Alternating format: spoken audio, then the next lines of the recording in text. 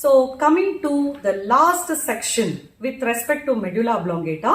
So that is the section of medulla oblongata taken at the olivary nucleus. So this is at the upper part of the medulla oblongata, which is nothing but the open part of medulla oblongata. So this is the floor of the fourth ventricle. So let us understand the section of the medulla oblongata at olivary level.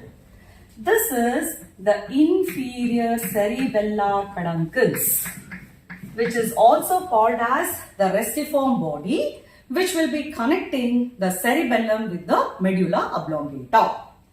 Then, in the medial aspect, the most anterior part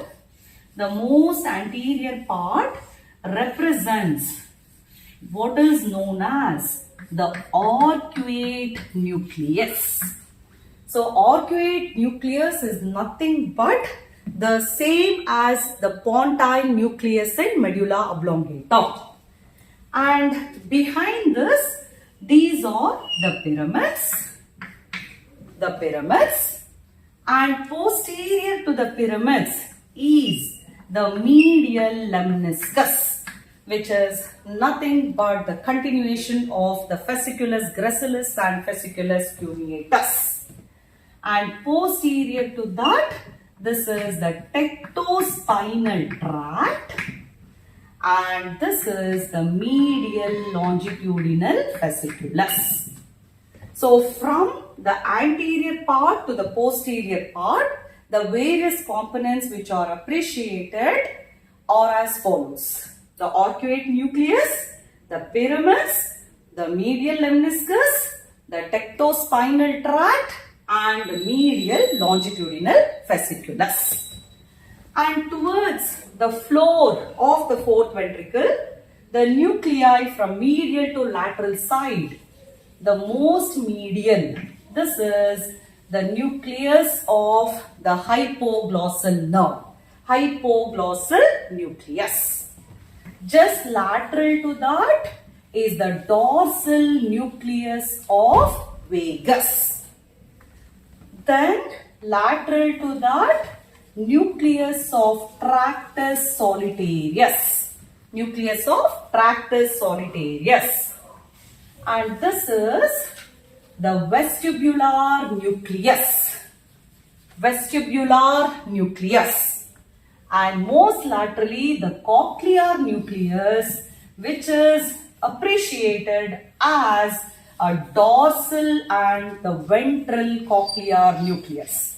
So this is the dorsal cochlear nucleus, this is the ventral cochlear nucleus. So once again, from medial to lateral side, hypoglossal nucleus, dorsal nucleus of the vagus, and this is the nucleus of tractus solitarius, the vestibular nucleus, dorsal cochlear nucleus, and ventral cochlear nucleus.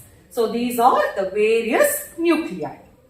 And in front of this, the detached part of the spinal nucleus and the spinal tract of the trigeminal nerve.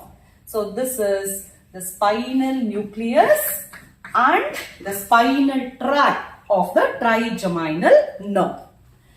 The key feature of the section of medulla oblongata at the olivary level is the presence of the olivary nuclear complex, which is appreciated as follows. The larger one, which is like a U shape, the open end facing medially. So this is considered as the principal inferior olivary nucleus. So this is representing the main or the principal inferior olivary nucleus. And adjacent to that, there is accessory olivary nucleus, so which is as follows: the medial and the dorsal accessory olivary nucleus. So this is medial and this is dorsal accessory olivary nucleus.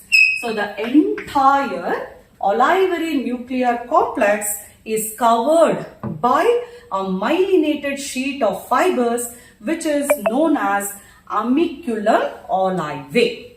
And one more nucleus which is seen at this level is the presence of the nucleus ambiguous. So this is nucleus ambiguous, which is going to give rise to the 9, 10 and the cranial part of the 11 cranial nerves. So this is the section of the medulla oblongata taken at the olivary level. The key feature is the presence of the olivary nuclear complex and representing the open part of medulla oblongata.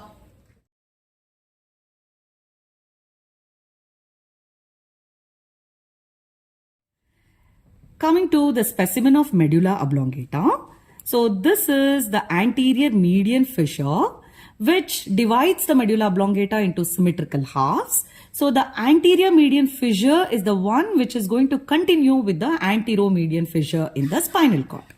So from medial to lateral side, most medially these are the pyramids. Just lateral to that, this bulge is the olive. So between pyramid and olive is the anterolateral fissure. So along the anterolateral fissure is the emergence of the rootlets of the 12th cranial nerve.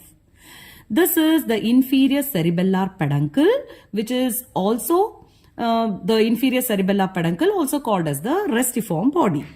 Between the olive and the inferior cerebellar peduncle will be the emergence of the rootlets of 9th, 10th and 11th cranial nerves.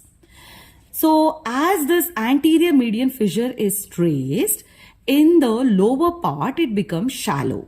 So this is the one which represents the pyramidal decussation. So crossing of the fibers of the corticospinal tract, so that is pyramidal decussation. And this prominent bulge is the olive. So with respect to the medulla oblongata, 3 sections are taken. So one is at the lower part, that is where the anterior median fissure is shallow, the crossing of the fibers, the pyramidal decussation or the motor decussation. And one section at the mid-olivary level. So this is at the upper part. And one more section roughly in between these two. So that is representing the sensory decussation.